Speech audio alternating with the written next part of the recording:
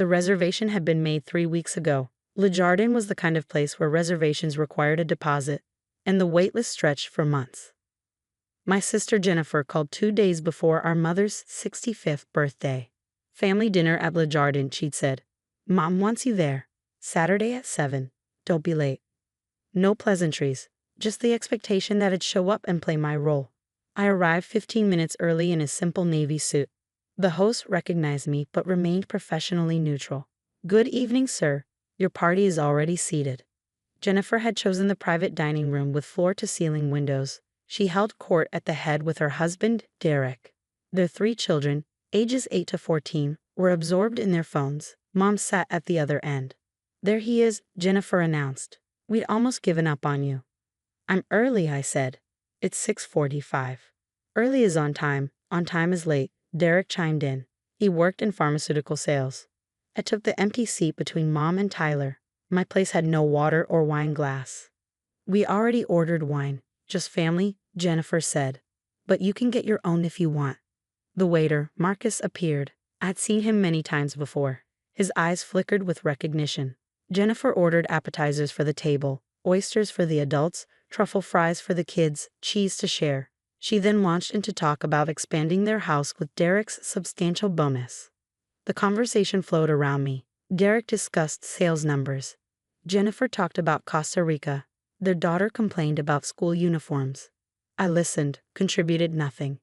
When the appetizers arrived, Marcus placed them precisely. Oysters gleamed on ice. Truffle fries smelled earthy and luxurious. At my spot, nothing. The gentleman didn't order, Jennifer said. He's been having financial troubles. Better to save money, right? Marcus's jaw tightened before he nodded and stepped back. Mom patted my hand. It's fine, dear. You can have some of mine. No need to waste money, Jennifer added, spearing an oyster. He can fill up at home. Main courses came, Wagyu steaks for the adults, duck for Derek, halibut for Mom. The children received perfectly cooked filet mignon.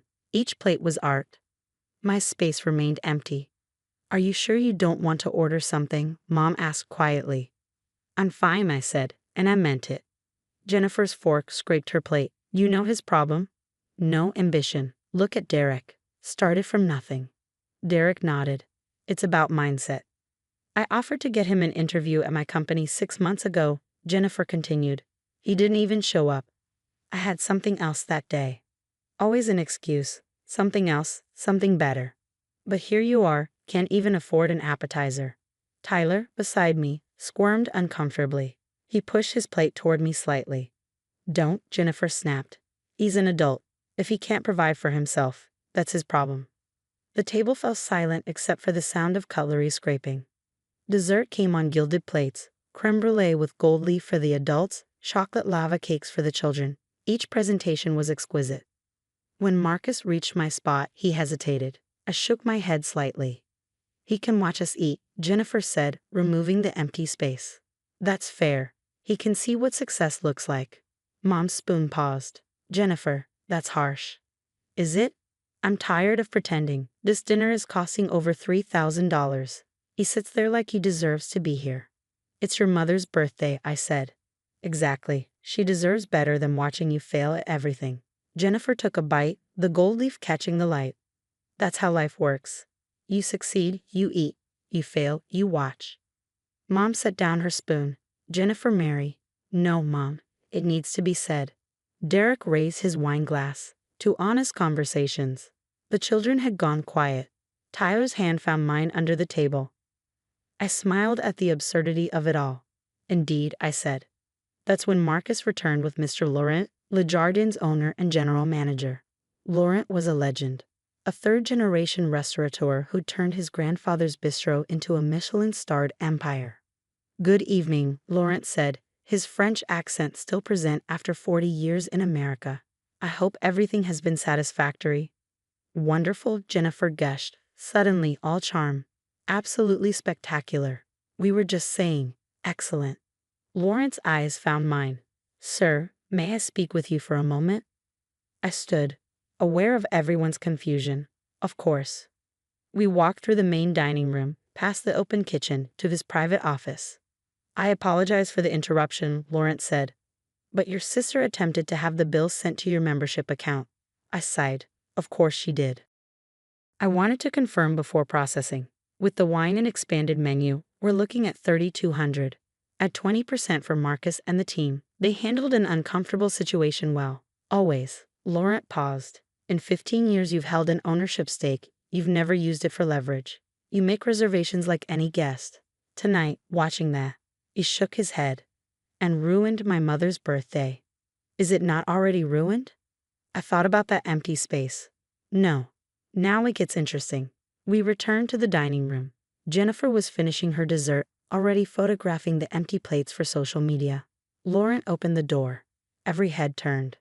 Ladies and gentlemen, I apologize for the interruption, but there seems to be some confusion about this evening's arrangements. Jennifer's smile faltered. Confusion? Everything's been perfect. We're ready for the check. Indeed, the reservation was under Mrs. Jennifer Morrison's name with a deposit for the private room. However, the final billing was directed to a membership account. Is this correct? Yes, Jennifer said slowly. We arranged that. And you're aware of whose membership this is? Silence. I assumed it was a family account. Mom's, maybe? The account belongs to Mr. David Chen. Laurent gestured to me. He is a founding investor and 40% stakeholder in Le Jardin. The words hung in the air like smoke. Derek spoke first. That's what? Mr. Chen purchased his stake in 2010, when we expanded from the original bistro location. His investment allowed us to acquire this building, renovate to Michelin standards, and establish the private dining program you've enjoyed this evening. Jennifer's face had gone pale. That's not possible. He can't even afford. I assure you, it's quite possible. Laurent's voice remained pleasant, but something sharp lurked beneath the courtesy. In fact, Mr. Chen dines here regularly. He simply chooses to do so quietly, without drawing attention to his position, a quality I've always admired. Mom's hand had gone to her mouth. Tyler was staring at me with wide eyes. So when you instructed our staff not to serve him, Laurent continued, and made comments about his financial situation, you were doing so to a man who quite literally owns the chairs you're sitting in. The silence was profound. Even the children had stopped fidgeting. Jennifer found her voice. David, I didn't. We didn't know. No, I agreed. You didn't. If you had just told us, would it have mattered? I asked. Would you have treated me differently if you'd known? Or would you have just resented me for succeeding in a way you didn't anticipate? Derek's business maxim confidence had evaporated. Look, we just thought. I mean, you never said anything. I invested in something I believed in, I said simply. Laurent's vision for this place, his grandfather's recipes, the way he treats his staff and guests. It wasn't about proving anything to anyone.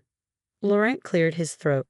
Regarding the bill, it totals $3,200, not including the suggested 20% gratuity Mr. Chen has added for exceptional service under difficult circumstances.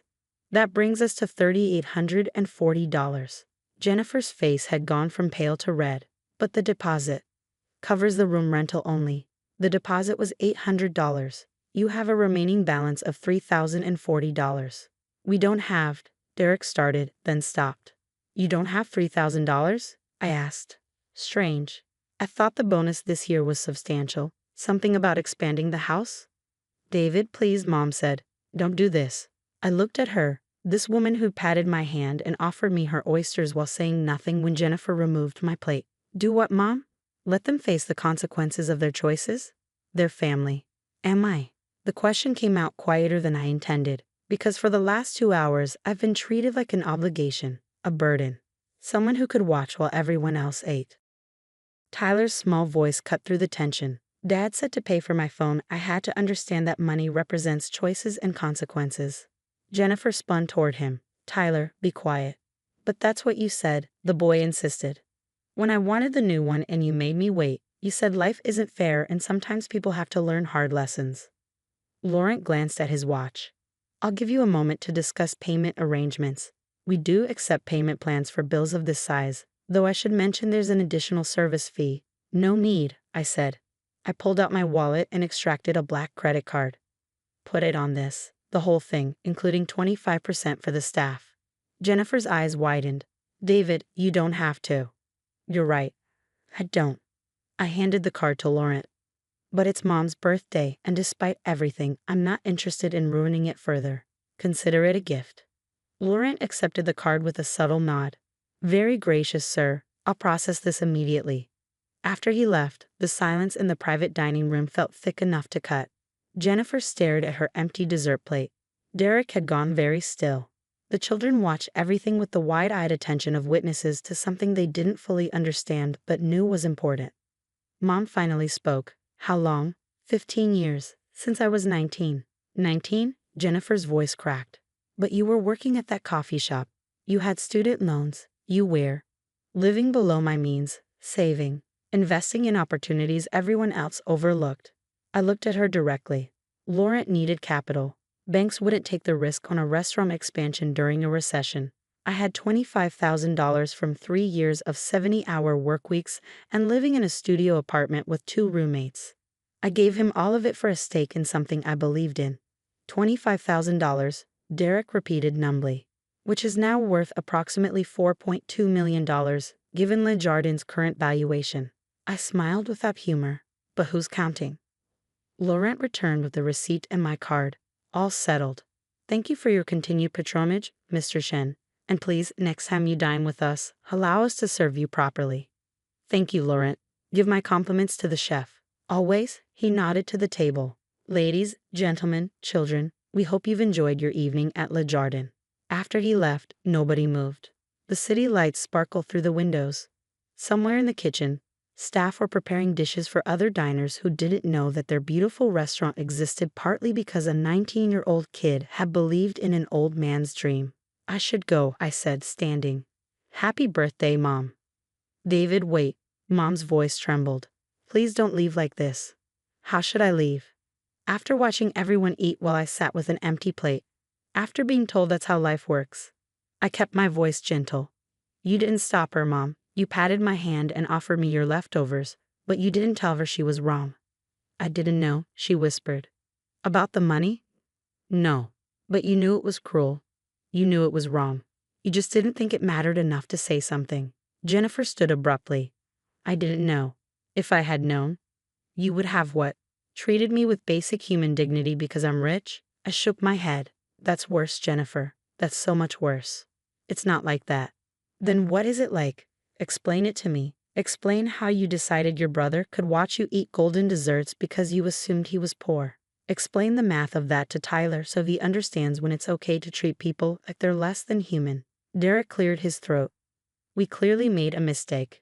You made a choice, I corrected. Mistakes are accidents. This was deliberate. You wanted me to feel small, to understand my place in the family hierarchy. You succeeded. Now you get to understand what it feels like when the hierarchy shifts. I moved toward the door, then paused. Tyler was crying quietly, tears streaming down his face. Hey, I said gently, crouching beside him. This isn't your fault, okay? You were kind. You tried to share your food. You held my hand. That matters more than you know. Are you still my uncle? He whispered. The question hit harder than anything else that evening. Yeah, buddy. I'm still your uncle. That doesn't change. Then why does everything feel different? I looked at Jennifer, at Derek, at Mom with her stricken expression and uneaten creme brulee. Because sometimes people show you who they really are. And sometimes the people you think you know turn out to be strangers. Will you come to my birthday? Tyler asked. It's next month. We'll see, I said, because I couldn't promise something I wasn't sure about. I left them there in the private dining room of Le Jardin, surrounded by empty plates and gold leaf, and the consequences of their choices. Marcus caught my eye as I walked through the main dining room, and I nodded. The young waiter smiled, just slightly. Outside, the city stretched in every direction, full of lights and possibilities and restaurants where people made decisions about who deserved to eat and who deserved to watch. I pulled out my phone and called my assistant. Hey, I said when she answered. Can you book me a table at Marcello's for next Saturday? Just for one. I'm thinking the tasting menu. Celebrating something? She asked. I thought about that empty space where my dessert should have been. About Jennifer's satisfied smile, Mom's silent complicity, and Derek's business maxims. About Tyler's small hand squeezing mine, and his question that cut straight to the heart of everything. No, I said, just remembering what it feels like to eat. The invitation had arrived by courier. My sister, Victoria, was throwing a sweet 16 for her daughter, Sophia, at the Meridian, an exclusive venue with minimum spends that could fund a small car. I wasn't invited to the party itself, only to the gift opening brunch the following day at Mom's house. It's nothing personal, Victoria had said. We have a strict head count, but we'd love to see you at the brunch. A deliberate hierarchy. The wealthy celebrate at the Meridian. The rest watch them open presents in a suburban living room. I showed up at 11. Mom's house smelled like catered bagels and expensive coffee. Victoria opened the door, wearing white linen and gold jewelry, her hair professionally styled. The living room had been transformed, seating arranged in a semicircle facing a throne-like chair where Sophia sat in last night's party dress. Around her were stacks of designer gifts, boxes from stores I'd only seen in magazines. Mom sat in the front row, dabbing her eyes. Victoria's husband, Marcus, stood by the window with a video camera. Sit in the back, Victoria said, gesturing to a folding chair near the kitchen. Real guests need to be visible in photos. Sophia began opening gifts, a Gucci handbag, Louboutin heels, diamond earrings from Mom, each more extravagant than the last. Marcus captured everything on camera while Victoria announced each giver. I brought a leather journal and pen. It sat on the side table near the kitchen, separated from the designer boxes. This is from the Hendersons, Victoria announced, holding up a box with the distinctive Tiffany blue. Inside was a silver bracelet that probably cost more than I made in a month. They couldn't make it to the party last night, but they wanted Sophia to know they were thinking of her. The Hendersons hadn't made it to the party, but their gift was still part of the main event. I was family, but my gift was exiled to the kitchen. After the 20th gift, Victoria called for a break. Guests moved toward the dining room, where catered food waited. I stood to follow, but Victoria's hand stopped me. Actually, there's an issue with seating. We planned for a specific number, you understand. There were easily enough seats, enough food. But Victoria's expression made it clear this wasn't about logistics. He can't join the party, she said, louder now, as if explaining to the room rather than to me. We had a very specific plan, a very specific budget. Every seat was calculated. Mom emerged from the dining room, a plate in her hand. Victoria's right, dear. These events are expensive. You can't afford the entry fee anyway, so it's better you just watch. The room had gone quiet. Victoria's friends pretended to focus on their food, but I could feel their attention. Marcus's camera was still recording. The entry fee, I repeated. It's $200 per person, Victoria said. That's what we're paying for the catering, the venue rental for last night, everything. If you want to participate fully, you'd need to contribute your share. Otherwise, it's not really fair to everyone else who paid. I hadn't paid anything because I hadn't been invited to pay, but pointing that out seemed beside the point. I just smiled and said, interesting. Victoria took it as agreement. I'm glad you understand. It's nothing personal, just economics. When Sophia has her graduation party, maybe you'll be in a better position to contribute. She returned to the dining room. Through the doorway, I could see them eating and laughing, discussing last night. The band had been amazing. The decorations spectacular. I sat there for 30 minutes, long enough to understand exactly where I stood in the family hierarchy. Then the doorbell rang. Mom answered it, and I heard a woman's voice, professional, warm, carrying a tablet. Hello, I'm looking for Mr. James Patterson. I'm told he's here. That's my son, Mom said, confused. He's in the living room. The woman who entered was Jennifer Walsh from Prestige Events Management. I recognized her immediately. Mr. Patterson, she said. I apologize for interrupting, but we have final details to confirm for the Sophia Morrison event. Victoria appeared in the doorway, confused. I'm Jennifer Walsh from Prestige Events Management. We handled last night's party. I know who you are, Victoria said slowly. We paid you. Why are you here? Jennifer glanced at me. I nodded.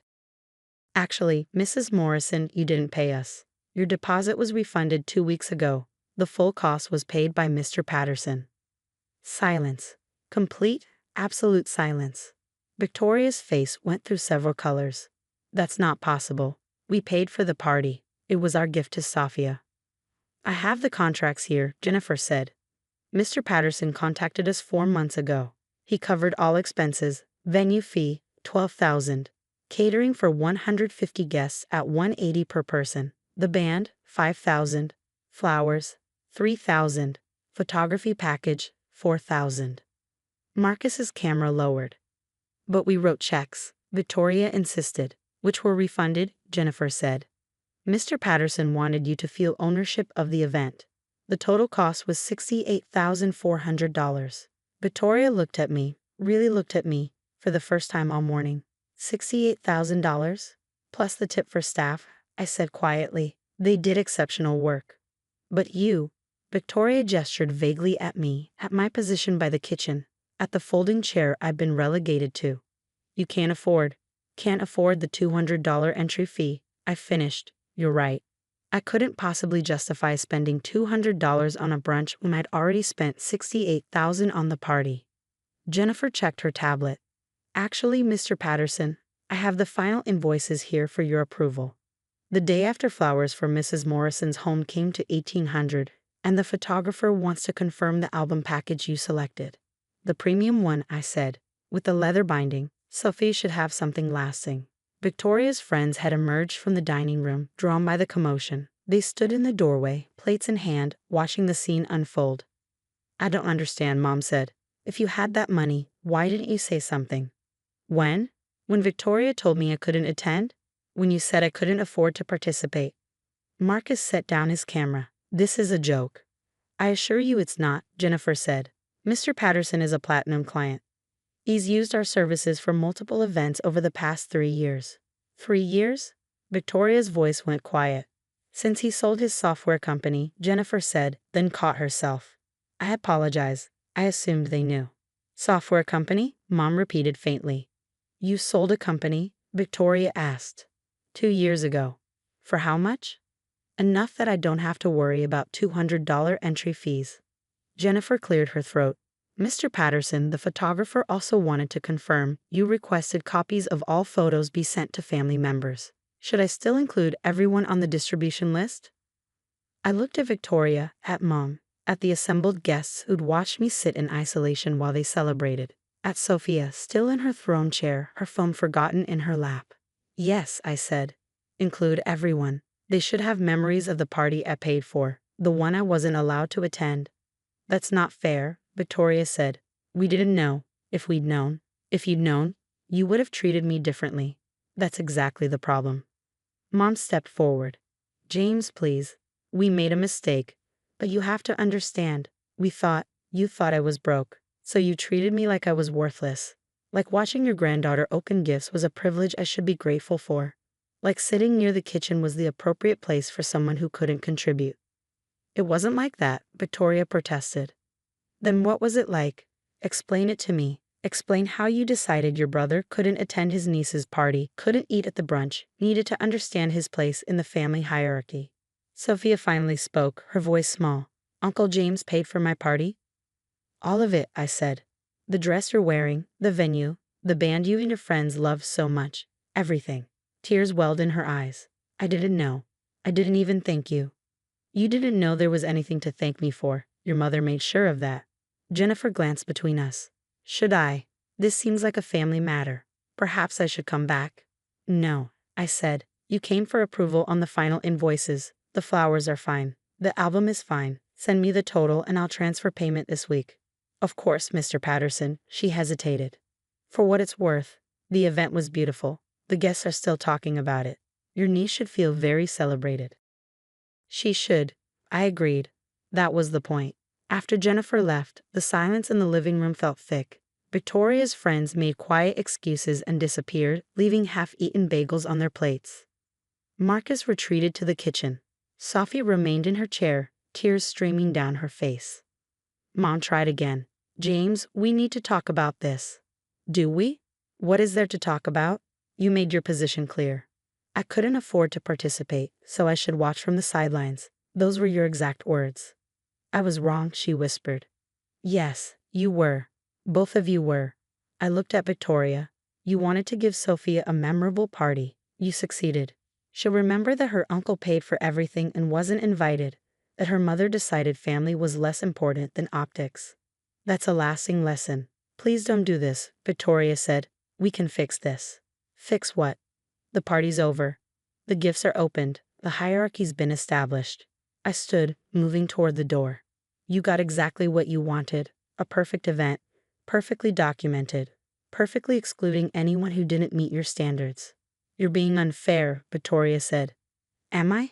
You excluded me from a party I paid for because you didn't think I belonged there.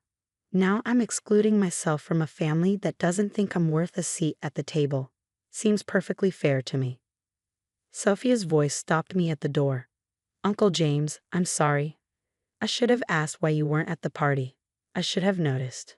I turned back. She looked young suddenly, despite the expensive dress and the pile of designer gifts. Just a kid caught in the middle of adult conflicts. It's not your fault, I said gently. None of this is your fault. I hope you had a wonderful party. That was real, regardless of everything else. Will you come to my graduation? She asked. I don't know, I said honestly. That depends on whether your mother sends me a real invitation or tells me to wait in the kitchen. I left them there, surrounded by designer gifts, catered food, and the wreckage of their assumptions. My own gift, the journal and pen, still sat on the side table near the kitchen, unopened and overlooked. Outside, the sun was bright, warm. I pulled out my phone and called Jennifer back. The album package, I said when she answered. Upgrade it to the deluxe. Add a second copy for Sophia to take to college. She should have good memories, even if the family gathering afterward was complicated. Of course, Mr. Patterson. Anything else?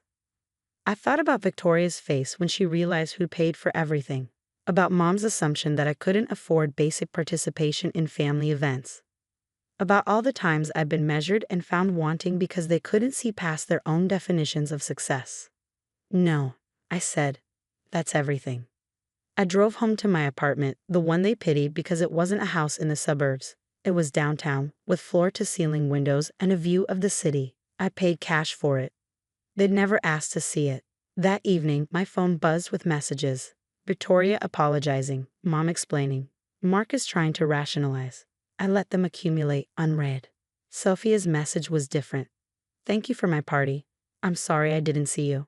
I'm sorry they didn't see you. The journal is beautiful. It's the gift I'll actually use. She'd found it, opened it while everyone else was dealing with the aftermath. I wrote back, use it to write your own story. Don't let anyone else tell you what you can and can't afford to be.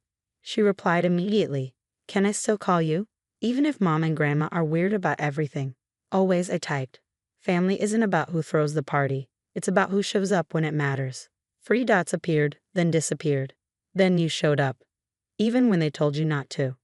I smiled at my phone, at this kid who was starting to understand things her mother still couldn't see. That's what uncles do. We show up, pay for things quietly, and sit near the kitchen when we're told we're not good enough for the dining room. That's not fair. No, I agreed. It's not, but now you know.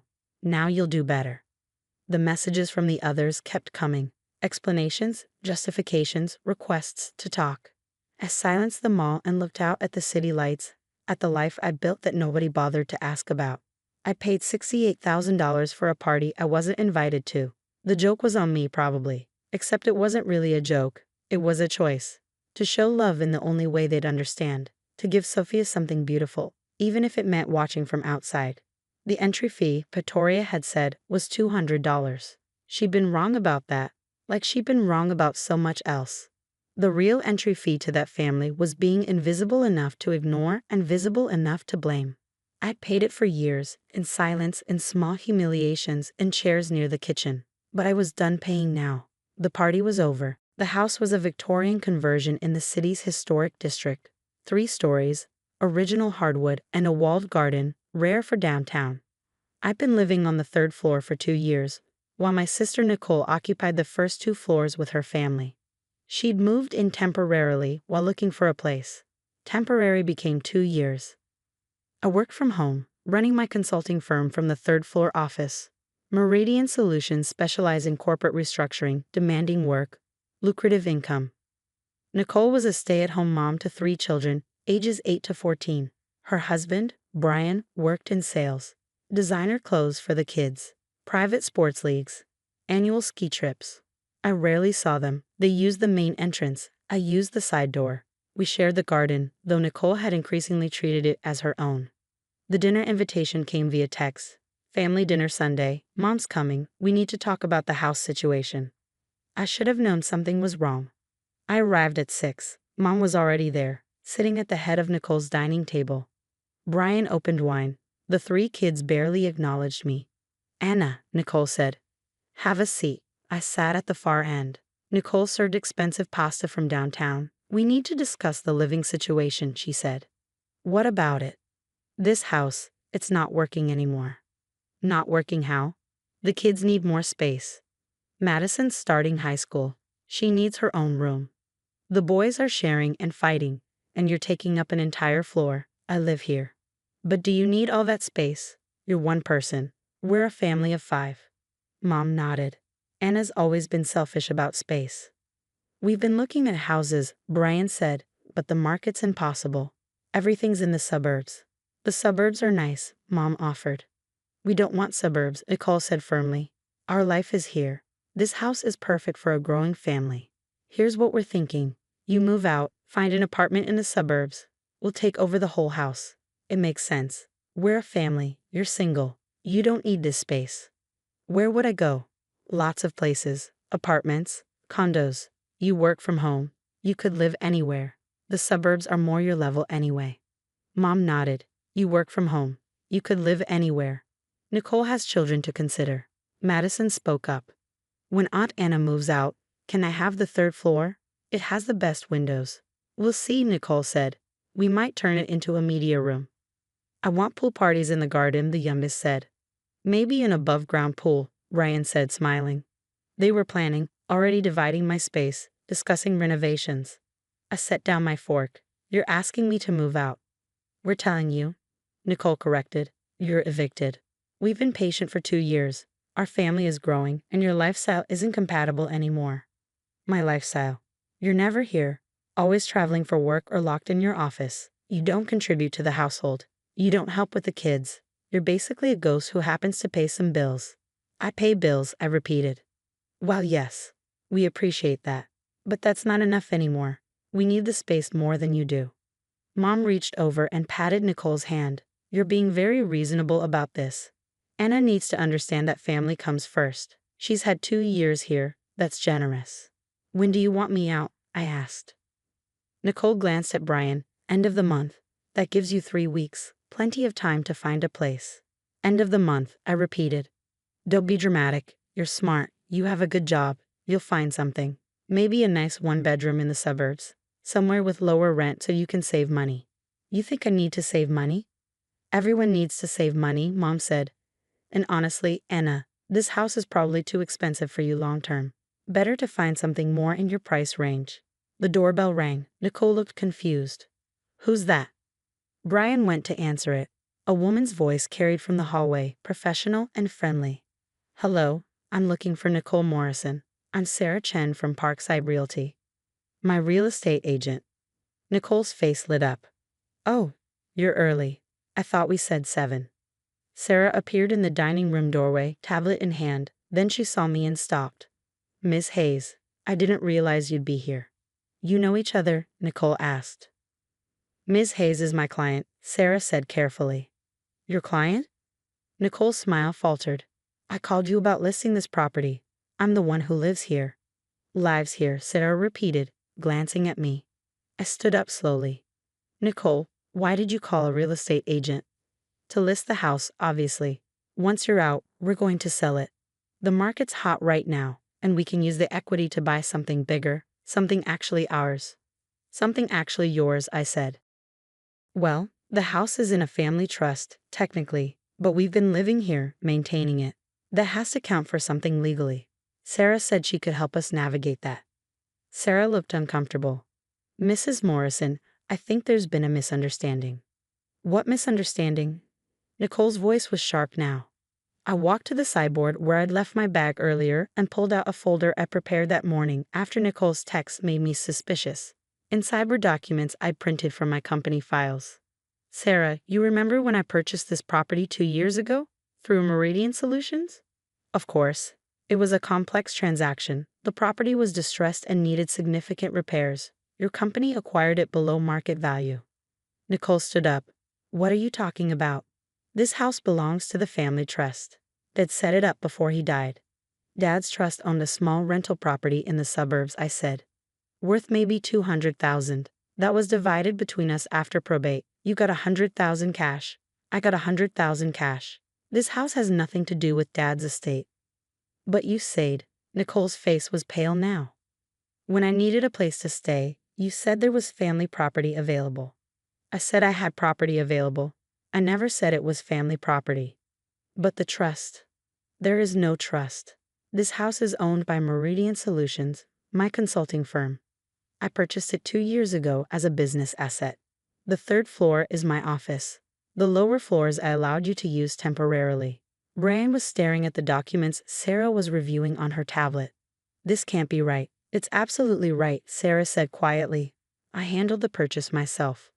Meridian Solutions is the sole owner of this property. Ms. Hayes is the sole owner of Meridian Solutions.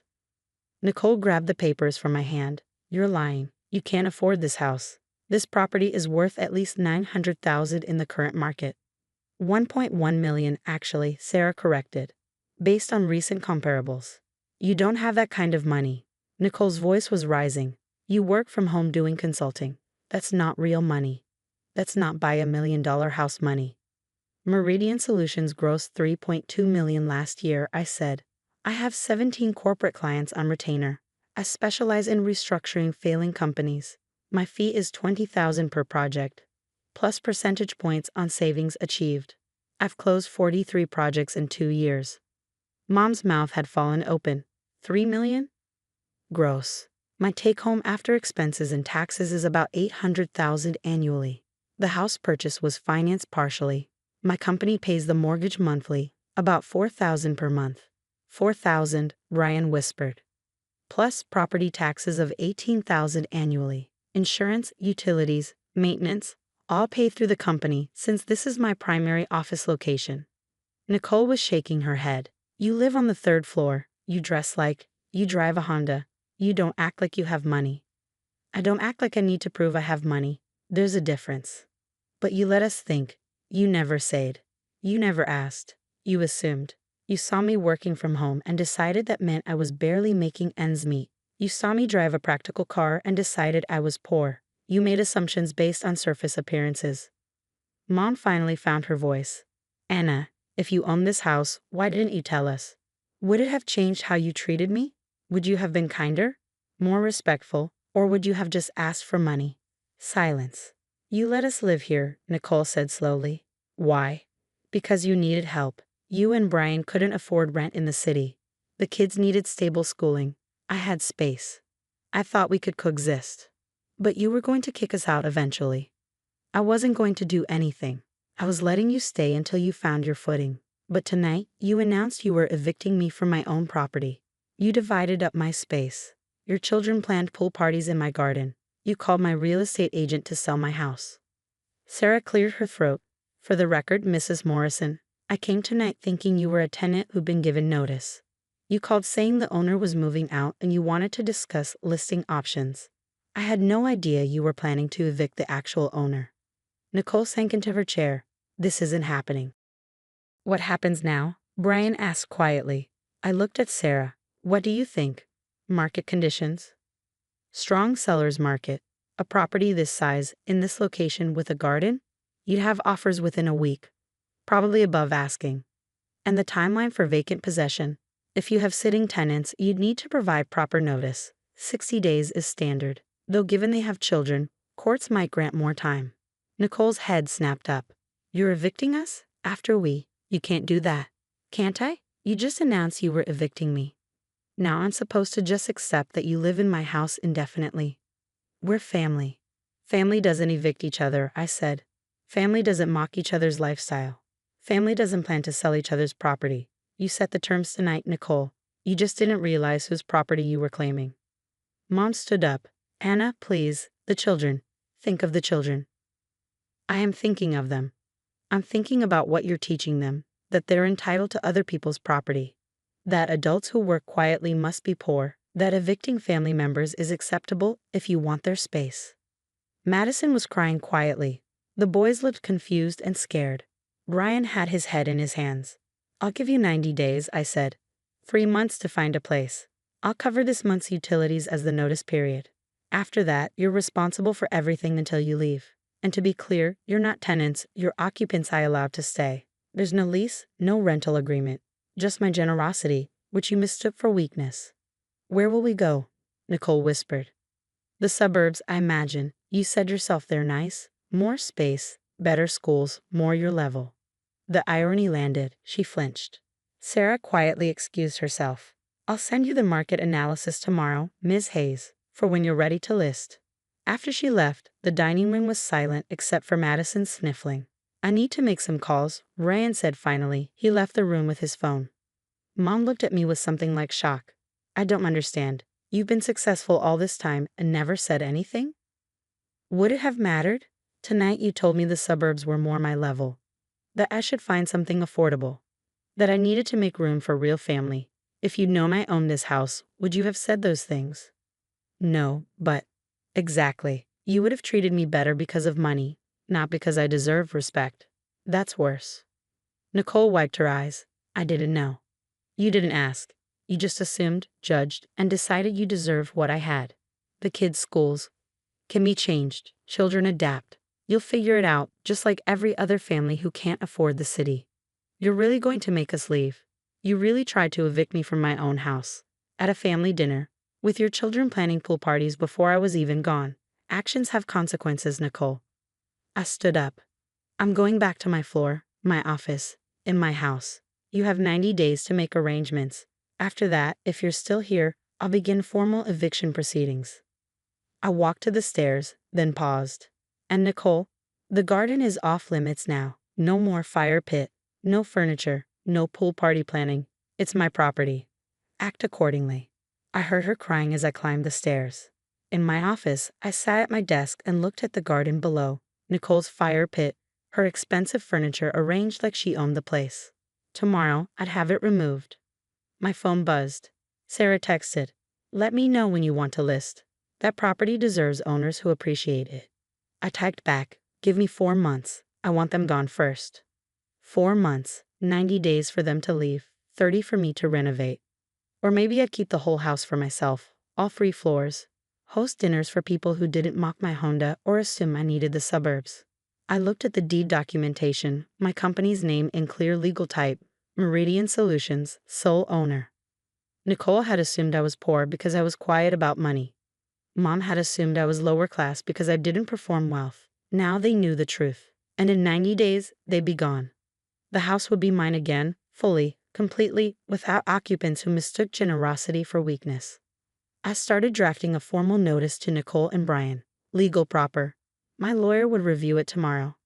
Then I'd mail it certified, return receipt requested. Because the suburbs, it turned out, were more their level after all, just not the way they'd meant it. My kitchen had laminate countertops, basic white subway tile, oak cabinets I'd refinished myself, functional, clean, adequate. My sister, Diane, had always made comments. You should update this space, or with your salary, you could really do something. Diane's kitchen, as of 3 months ago, was a showpiece. Marble countertops, custom cabinetry, professional appliances. 17 social media posts about the space I deserve. What I hadn't mentioned was that I'd co-signed the home equity loan that paid for it, $150,000, with me as guarantor because Diane and Tom's credit wasn't strong enough. Just for approval, Diane had said, "We'll make all the payments." I'd signed because she was my sister. The dinner invitation came via text. Family dinner at my place Saturday. Come see how normal people live. I arrived at 6 with wine. Diane's daughter, Maya, opened the door, already judging. Aunt Jen, Mom's in the kitchen. The house smelled like catered food. The dining table was set with new china, white with gold trim. Mom was already there, admiring the kitchen. Tom poured drinks. Maya and her brother, Ethan, set out appetizers. "Your kitchen looks tired," Maya said. Mom showed me pictures. "The counters are that fake marble stuff, right?" "Laminate. That's sad. We have real marble. It costs thousands per square foot." "Maya," Diane said, smiling, "be nice." "I'm just saying. Mom says Aunt Jen can't afford marble." "Different priorities," Diane said. "Some people care about their living space. Others focus on work." She made work sound embarrassing. We sat down to dinner. The conversation kept circling back to the renovation. "The contractor said our kitchen is now one of the nicest in the neighborhood," Diane announced. It's an investment, Tom added. Adds 50,000 to the home value. Maya watched me. Aunt Jen, why don't you renovate? Don't you make good money? I do fine, but not enough for marble? I could afford marble. I choose not to. Why? Ethan asked. Diane laughed. Jennifer's always been practical. She'd save her allowance while I spent mine. Boring, Maya said, then looked shocked. I mean, responsible. Everyone chuckled. I'll get dessert, Diane said, standing. Maya, help me. They disappeared into the kitchen. Through the archway, I could see them plating something elaborate. Mom patted my hand. They don't mean anything by it. Don't they? Diane's just proud of her kitchen. Let her have this. Maya came back carrying plates. Fancy dessert, professionally made. She set one in front of each person, moving around the table with exaggerated care. When she reached me, she paused. These plates are really expensive. Mom got them from Italy. Each one costs, like $200. They're beautiful, I said. Yeah, not like regular plates. She held mine up, showing it off. See the gold rim? Real gold. Then she dropped it. Not fumbled, not slipped. Deliberately opened her fingers and let it fall. The plate shattered on the tile floor, ceramic and dessert and gold trim scattered everywhere. Maya's hand flew to her mouth. Oh no, I'm so sorry. But her eyes weren't sorry. They were calculating, waiting to see my reaction. Diane rushed over. Maya, what happened? It slipped. I was showing Aunt Jen the gold rim and it just slipped. That's a $200 plate, Tom said, but he didn't sound angry. He sounded amused. Diane surveyed the damage, then looked at me. Her expression was odd, satisfied. Well, at least it's not expensive china. She paused, letting that sink in. I mean, it is expensive china, but at least it's not yours. You wouldn't have to replace it. Maya giggled. Ethan joined in. Tom smiled into his wine glass. Mom looked uncomfortable but said nothing. I stood up and helped pick up the pieces. Nobody else moved to help. They just watched me kneel on the floor, gathering shards of their $200 Italian plate. You don't have to do that, Diane said. We can replace it. We can afford to replace it. The emphasis on me was clear. I should go, I said, standing with a handful of ceramic pieces. Already? But we haven't had coffee yet. I have an early morning. On Sunday? Diane's eyebrows rose. Still working weekends? That's dedication. Or desperation, her tone implied. I said goodbye to Mom, who hugged me with guilty eyes. I left the ceramic pieces on the kitchen counter, next to the marble that had cost thousands per square foot. Maya walked me to the door. Sorry about the plate, Aunt Jen. I'll be more careful next time. Will you? She smiled, sweet and innocent. Probably not. Mom says you shouldn't bring nice things around people who don't appreciate them.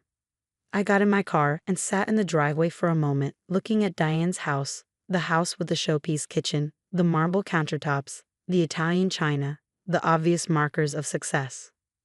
All financed by a loan I guaranteed. At home, I made tea in my tired kitchen. Then I opened my laptop and pulled up my banking portal. The loan was through Coastal Bank. I was co-signer and guarantor. I'd received monthly statements for 3 months. Payments were made from a joint account I'd set up.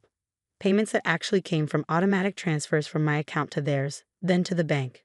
They thought they were paying. They didn't realize it was my money cycling through.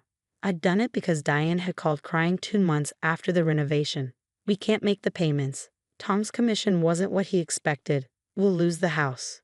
So I quietly set up the system, my money funding their dream kitchen, their Italian china, while they mocked my laminate countertops. I called Coastal Bank's customer service. I navigated to loan services, then to guarantor options. I drafted an email to my loan officer, Angela Martinez. Angela, regarding loan account ending in 4782, I'm formally requesting removal as guarantor and immediate cessation of payment assistance. Please begin proceedings to transfer full responsibility to the primary borrowers. This may trigger a review of loan terms. I'm prepared to discuss Monday morning. Jennifer. I hit send. Then I stopped the automatic transfer, the one making their payments possible. The one due again in 5 days. Without it, they'd miss their payment. With me removed as guarantor, the bank would review the loan. They discovered Diane and Tom couldn't actually afford the payments. They might even call the entire loan due. I slept better than I had in months. Sunday morning, my phone started ringing at 7. Diane. I let it go to voicemail. She called again at 7:30, 8:30. I was drinking coffee in my tired kitchen when I finally answered at 9. What did you do? Her voice was shaking. Good morning, Diane. The bank sent Tom an email. They're reviewing our loan. They're saying something about the guarantor status changing. What did you do? I removed myself as guarantor. Silence. Then you can't do that. We have a contract. We have a loan agreement that allows guarantors to withdraw under certain conditions. I met those conditions. What conditions? Loss of confidence in the borrower's ability to repay. We've been making every payment. Have you? Or have I been making them while the money passed through your account? More silence. Longer this time. You've been paying? Her voice was small now. Every month since June, when you called crying about Tom's commission, but the money came from our account. After I transferred it there, you were paying with my money, Diane. I didn't know. You didn't ask. You just enjoyed your marble countertops and Italian china while your daughter broke plates in front of me for entertainment. That was an accident. It was deliberate. Maya dropped that plate on purpose, and you made a joke about how at least it wasn't my expensive china, because I can't afford expensive china. I didn't mean, while I was paying for yours, while I was funding your entire renovation, while I was making it possible for you to have the kitchen you could show off and feel superior about. I didn't know you were paying. You knew I co-signed. You knew your credit wasn't good enough on your own. You just assumed the loan would work itself out, that the granite, marble, and professional appliances would appear without cost. We were going to pay it back. With what? Tom's commission that never came through? Your part-time job? You borrowed $150,000 for a kitchen renovation and had no actual plan to repay it. I could hear her crying now. Please don't do this. The bank will call the loan. We'll lose the house. You might, or you might work out a payment plan, or you might learn to live within your means. You're being cruel. Am I? More cruel than teaching your daughter to mock my kitchen? More cruel than dropping plates to make a point about expensive things? More cruel than letting your entire family laugh at my expense while I paid your mortgage? We didn't know. You didn't care. That's worse. Tom got on the phone. Jennifer, let's be reasonable. We can work this out. I am being reasonable. I'm removing myself from financial responsibility for a loan you can't afford. We'll make the payments. With what? The money I transferred to you? That ends today. Your next payment is due Friday. Let's see if you can cover it. This will ruin us. This will require you to be honest about what you can actually afford. There's a difference. He hung up. Mom called an hour later. Jennifer, what's going on? Diane called me crying. I removed myself as guarantor from her renovation loan. You were the guarantor? You never told me. I was also making the payments. I didn't tell you that either. Oh, honey. She mocked my kitchen, Mom. Her daughter broke a plate in front of me deliberately. They all laughed about how I can't afford nice things, while I was literally paying for theirs.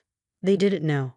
They didn't ask. They just assumed I was less than them because I drive an older car and have laminate countertops. They measured my worth by my visible consumption and found me lacking.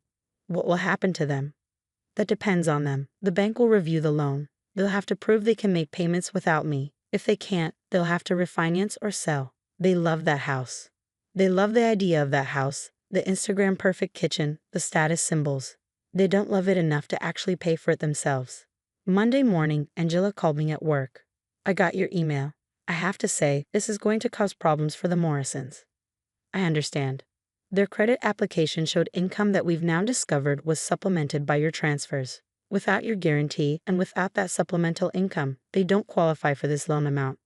What are their options? Refinance at a higher rate for a lower amount, sell the house, or bring the loan current and prove consistent income for 6 months to re-establish qualification. And if they can't do any of that, we'll have to call the loan due. They'll have 90 days to pay the full balance or face foreclosure. I understand. Ms. Morrison, can I ask what changed? You've been supporting this loan for months. I got tired of being treated like I was poor by people I was keeping solvent. Fair enough. I'll process the paperwork today. Diane texted that afternoon. The bank wants $50,000 by the end of the month or they're calling the whole loan. We don't have it. Please. I didn't respond. She texted again at midnight. We'll lose everything. Please. I'm sorry. Maya's sorry. We made a mistake. I wrote back, you made many mistakes, assuming I was less successful because I lived modestly, teaching your children to mock people based on their countertops, breaking plates for entertainment. Those were all choices. Now you face the consequences. What do you want from us? Nothing. That's the point. I want nothing from you. No gratitude, no acknowledgement, no relationship built on me funding your lifestyle while you look down on mine. We can fix this. You can, by selling the house, downsizing, and living within your means. By teaching Maya that value isn't measured in marble and gold-rimmed china. That's cruel. That's reality. The bank called the loan 2 weeks later. Diane and Tom couldn't make the $50,000 payment. They couldn't refinance. They put the house on the market. It sold in 30 days. They moved into a rental, smaller, without the showpiece kitchen. Maya's social media went quiet. Mom tried to mediate. Their family, Jennifer. Family doesn't mock you while you're paying their bills. They're sorry. They're sorry they got caught. 3 months later, I renovated my kitchen. Not to prove anything, but because I wanted to. Quartz countertops. Custom cabinets. Professional appliances I'd actually use. The contractor who did Diane's kitchen called me. Your sister said you probably want builder-grade everything. What do you think I want? He looked around. Quality without flash. Function that looks good. Exactly. It cost $60,000. I paid cash. I didn't post photos. I didn't invite anyone to admire it. I just lived in it. It was perfect.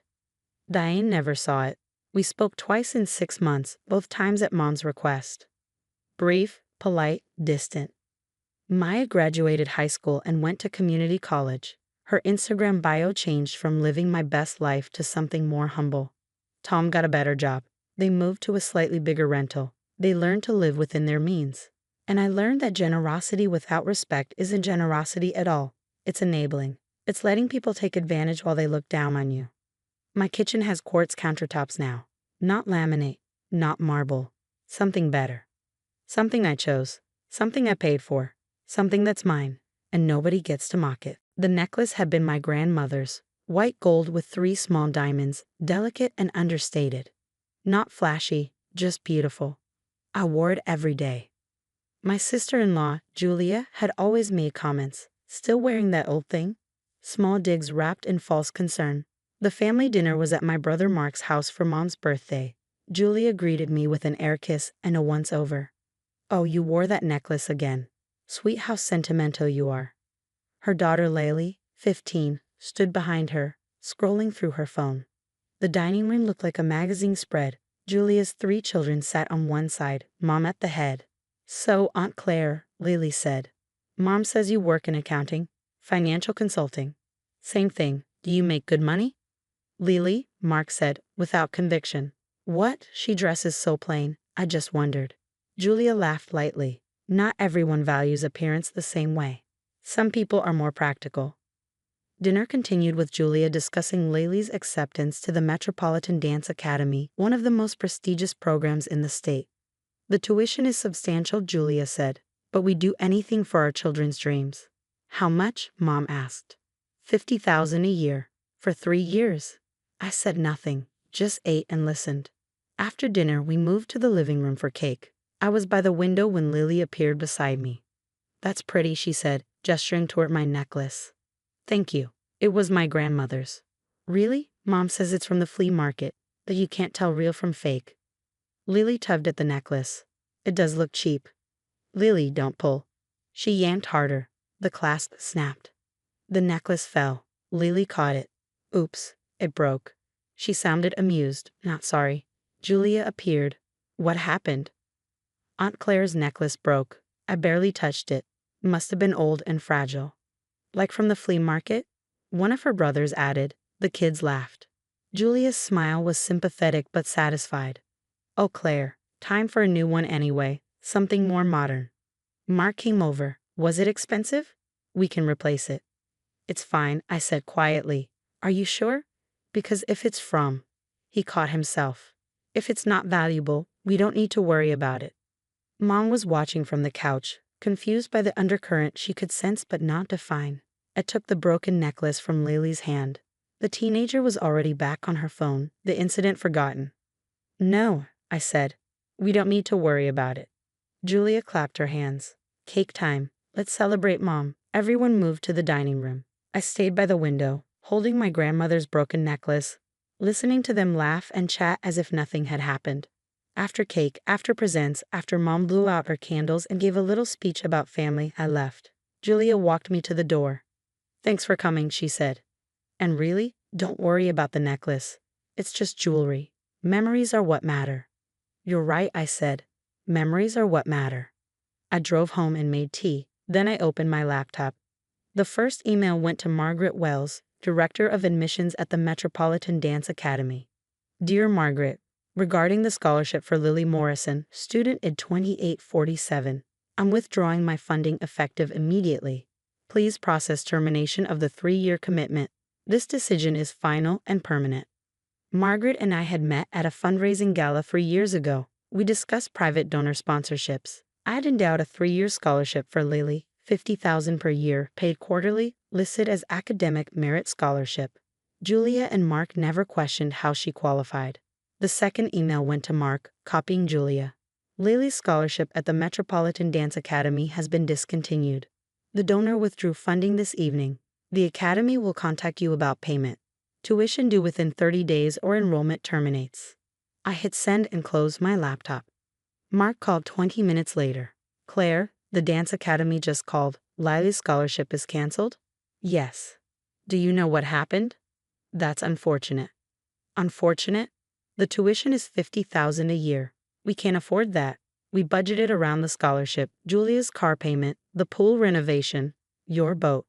"That's not the point." "Then what is?" Silence. "Then, was it you? Were you the donor? Does it matter? If you were paying, we should have thanked you. Could you? Would you have?" More silence. "Julia said some things tonight," he finally admitted. "About your necklace. About you. They weren't kind." "No, they weren't. And Lily broke it." "She did. So this is revenge? You're punishing a 15-year-old girl because of a broken necklace?" "I'm withdrawing financial support from someone who was taught to disrespect me. There's a difference. She's a child. She's old enough to know cruelty. Old enough to laugh while breaking something precious. Old enough to call it cheap while her mother smirked. It was an accident. It was carelessness, enabled by your wife's contempt and your silence." I could hear Julia in the background, demanding to know what was happening. "Claire, please. Lily loves that academy. It's her dream. Then you'll find a way to pay for it. Sell the boat, refinance the house, figure it out like everyone else does." "We can't. You said you'd do anything for your children's dreams. Now you get to prove it." "This is cruel." "Is it? More cruel than mocking someone's financial status? More cruel than teaching your daughter that her aunt is poor and tasteless? More cruel than laughing while she destroys an heirloom?" Mark had no answer. "The necklace," I continued, "was appraised at $18,000. White gold, 3/4-carat diamonds, Art Deco period. My grandmother bought it in 1945 with money she'd saved working in a factory during the war. It's been in our family for 80 years. 18,000. Julia called it a flea market trinket. Lily broke it because she was taught I wasn't worth respecting. And you said nothing." "I didn't know." "You didn't ask. You assumed. Just like you assumed Lily's scholarship came from her merit alone. Just like you assumed I was poor because I don't flaunt wealth." Julia grabbed the phone. "Claire, this is insane. You can't destroy Lily's future over a necklace." "I'm not destroying anything. I'm simply no longer funding it. We can apologize. Lily can apologize. We'll replace the necklace." "With what?" "You can't afford $50,000 for tuition you thought was covered. How will you afford an $18,000 necklace? That's not fair. What's not fair is spending 3 years secretly funding your daughter's dream while you mock me at family dinners. What's not fair is watching her break something precious because you taught her I was beneath her." "I never said you were beneath us. You said I had plain taste because I don't make real money. You said I couldn't tell real from fake. You called my grandmother's necklace a flea market trinket. Lily just believed you." Silence. "Then, how did you know I said those things?" "She told me, right before she broke the necklace. Mom says it's from the flea market. Mom says you can't tell real from fake. Your words delivered by your daughter, moments before she destroyed something irreplaceable." Julia's breath was shaky. "I didn't mean. I was just. You always seemed so plain compared to." "Compared to what? Your appearances? Your renovations? Your lifestyle that you couldn't afford without your daughter's mysterious scholarship?" "That scholarship was merit-based. That scholarship was me, 3 years, $150,000, paid quarterly, for a niece I loved and wanted to support. Past tense, Mark said, back on the phone. You said loved, past tense. I still love her, but I won't fund someone who treats me with contempt. I won't pay $50,000 a year to educate someone who's being taught I'm worthless. So you'll just let her lose everything? I'm letting her family decide what she's worth. You said you'd do anything for your children's dreams. I gave you 3 years of not having to. Now you get to prove you meant it. I hung up. My phone exploded with texts, Mark begging me to reconsider, Julia alternating between apologies and accusations, even Laylee, suddenly aware of what she'd lost. Aunt Claire, I'm sorry about the necklace. I didn't know it was valuable. Please don't take away my school. I responded once. You didn't know it was valuable, so you felt free to break it. That's the problem. The next morning, Mom called. Mark told me what happened, all of it. All of it. That you were paying for Lily's academy, that you canceled it last night, that Julia said terrible things about you. She did. Why didn't you tell us you were funding Lily's education? Because I wanted to help without credit. I wanted Lily to have opportunities without obligation. That's generous. It was, until it became an avomit. Mom was quiet for a moment. The necklace. Grandma's necklace. Is it really broken? The clasp snapped. It's repairable, but it'll never be quite the same. And Lily just pulled it off your neck. She grabbed it, called it fake, and yanked until it broke, while her brothers laughed and Julia smiled. That's unacceptable. Yes. But Claire, she's 15, she didn't understand. She understood enough to be cruel, to mock, to destroy. She's old enough to face consequences. Consequences that severe? Consequences equivalent to her actions. I invested $150,000 in her future. She broke something irreplaceable because she thought I was too poor to matter. Those consequences feel proportionate to me. Mom sighed. Mark says they can't afford the tuition. Then they'll have to make choices. About boats and cars and renovations. About what actually matters. You're punishing them for underestimating you. I'm withdrawing support from people who treated me with contempt while I was actively helping them. There's a difference. A mother's sigh. When did you become so hard? I'm not hard. I'm done being soft with people who mistake kindness for weakness. That afternoon, I took the necklace to a jeweler Mom knew, an older man who'd been in business for 40 years. He examined it carefully, his magnifying glass catching each detail. Art Deco period, very fine work. The damage is repairable, but it'll leave a mark. The clasp was original. I'll have to remake it in the same style. How much? For you. $1,200. Because it's a piece that deserves to be worn. I left it with him and walked out into the afternoon sun. My phone buzzed with another text from Mark. The academy gave us until Friday to pay our Lily's out. Please reconsider. We're family. I typed back. Family respects each other. Family doesn't mock each other's belongings. Family doesn't laugh while destroying heirlooms. You taught Lily I wasn't worth respecting. Now you're teaching her that actions have consequences. That's actually good parenting. Friday came. The deadline passed. Mark called Saturday morning. She's out. They withdrew her enrollment. 3 years of training gone. I'm sorry she has to face the consequences of her actions. You're not sorry. You're satisfied. I'm sad. Sad that it came to this.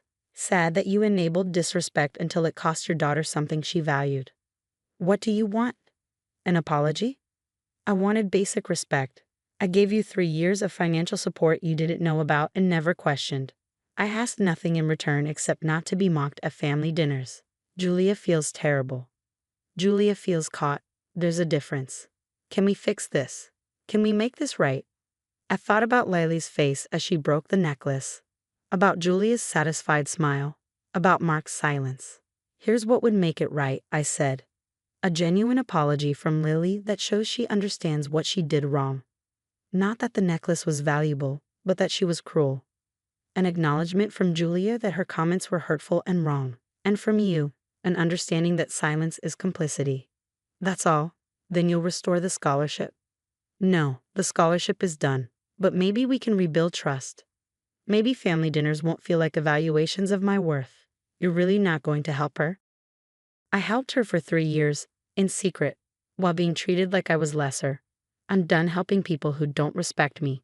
He hung up without responding. The jeweler called Monday. The necklace was ready.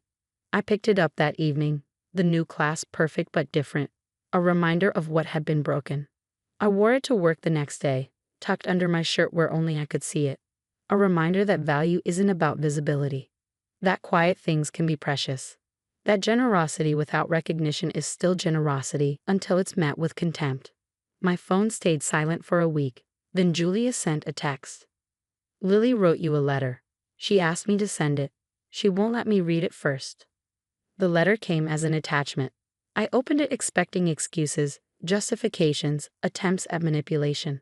Instead, Aunt Claire, I'm sorry I broke your necklace.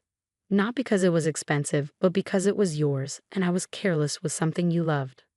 I'm sorry I called it cheap.